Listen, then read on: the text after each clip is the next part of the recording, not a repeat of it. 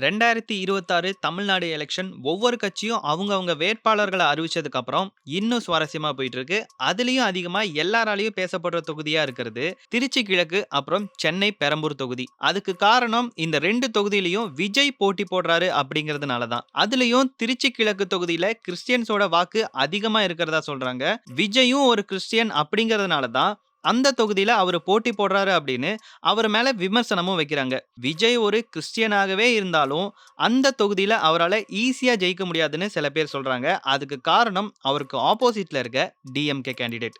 மறுசீரமைப்பு பண்ணதுக்கு அப்புறம் ஏடிஎம்கே மட்டுமே ஜெயிச்சிட்டு இருந்த திருச்சி கிழக்கு தொகுதியில டிஎம்கேவ 50,000க்கு மேல ஓட்டு வித்தியாசத்துல ஜெயிக்க வச்சவரு இவருதான்.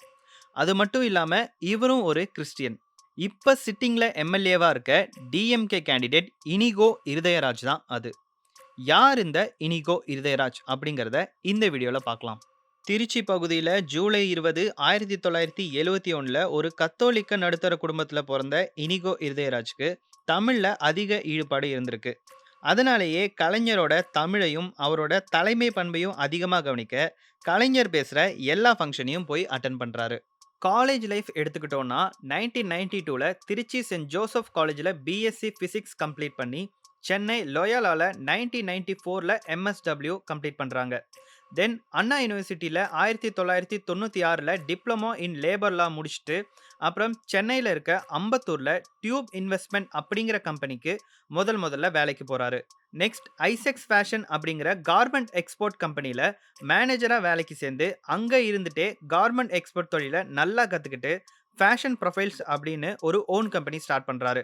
சின்ன வயசுல இருந்தே அரசியல் ஆர்வம் அதிகமாக இருந்ததாலையும் கிறிஸ்தவ மக்களுக்கு நல்லது பண்ணணும் அப்படின்னும் கிறிஸ்தவ நல்லெண்ண இயக்கம் அப்படின்னு ஒரு இயக்கத்தை ஆரம்பிக்கிறாங்க. அது மூலமா படிக்க முடியாம இருக்கிறவங்களுக்கு ஹெல்ப் பண்றதுன்னு நிறைய நல்லது செஞ்சுட்டு வராங்க. அதுக்கப்புறம் காவிய தலைவர் 84 அப்படின்னு கலைஞர் பர்த்டேக்கு ஒரு கிராண்டான ஃபங்க்ஷனை ஆர்கனைஸ் பண்ணி நடத்தி அது மூலமா கலைஞருக்கு ரொம்ப நெருக்கமான ஒருத்தரா மாறுறாரு இந்த இனிகோ இருதயராஜ். அது போக தீபாவளி, கிறிஸ்மஸ்னு எல்லா பண்டிகைக்கும் டிஎம்கே காரங்களுக்கு கிஃப்ட், ஸ்வீட்ஸ் எல்லாம் குடுக்கறதுன்னு ஒரு முழு டிஎம்கே காரராவே மாறிடுறாரு. டிஎம்கேவோட முக்கிய தலைவர்கள், மத்த மதத்த சார்ந்த போதகர்கள், மத்த இயக்கத்தோட தலைவர்கள்னு இவங்க எல்லாரையுமே வச்சு இவர் செலிப்ரேட் பண்ற சமத்துவ கிறிஸ்மஸ் அப்படிங்கிறது எல்லார் மத்தியிலும் அப்போ ஒரு பேசு பொருளா இருந்துச்சு. டிஎம்கேவோட முக்கிய தலைவர்கள் கூட க்ளோஸா இருந்ததுனால அவர் ஆரம்பிச்ச இயக்கத்தை நம்பி நேரடியா டிஎம்கேல ஜாயின் பண்ணி சீட்டு கேட்கிறாரு. அவருக்கு உதயசூரியன் சின்னத்துல போட்டி போட வாய்ப்பும் கிடைக்குது.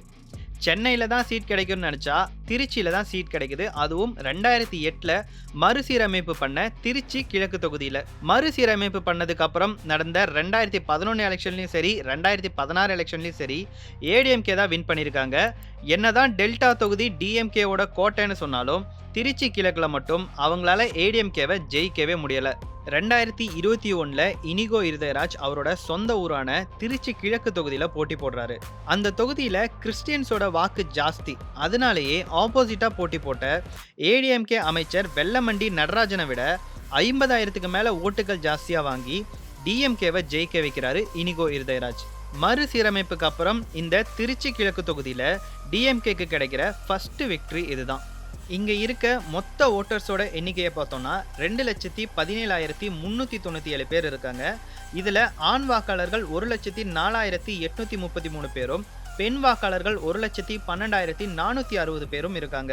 ஆண்களை விட பெண் ஓட்டர்ஸ் தான் இந்த தொகுதியில 7,500 பேர் அதிகமா இருக்காங்க. அது போக மூன்றாம் பாலினம் 54 பேர் வாக்காளர்களா இருக்காங்க. இங்க ஆவரேஜா 1000 ஆண்களுக்கு 1072 பெண் வாக்காளர்கள் அதிகமா இருக்காங்க. டிஎம்கேவை சேர்ந்த இனிகோ இருதயராஜுக்கு இங்க என்னென்ன அட்வான்டேஜ் இருக்குன்னு பார்த்தா, ஃபர்ஸ்ட் அவர் ஒரு கிறிஸ்டியன். அதுவே ஒரு பெரிய அட்வான்டேஜ். ஏன்னா ஆல்ரெடி சொன்ன மாதிரி இது கிறிஸ்டியன் வாக்கு அதிகமாக இருக்கிற ஒரு தொகுதி.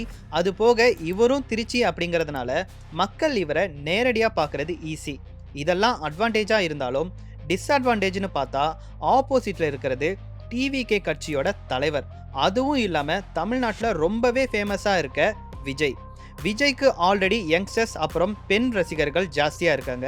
இந்த தொகுதியிலையும் பெண்கள் அப்புறம் இளைஞர்கள் ஓட்டு தான் ஜாஸ்தியாக இருக்குது. இதனால டிஎம்கேவோட ஓட் பேங்க் பாதிக்கப்பட அதிகமான சான்ஸ் இருக்குது. இது ஒரு பெரிய டிஸ்அட்வான்டேஜ் இனிகோ இருதயராஜ்க்கு. அது போக ஏடிஎம்கே ஓட்டும் பிரியும் அப்படிங்கிறதால இந்த 2026 எலெக்ஷன் இனிகோ இருதயராஜுக்கு ஒரு சேலஞ்சிங்கான எலெக்ஷனா தான் இருக்க போகுது.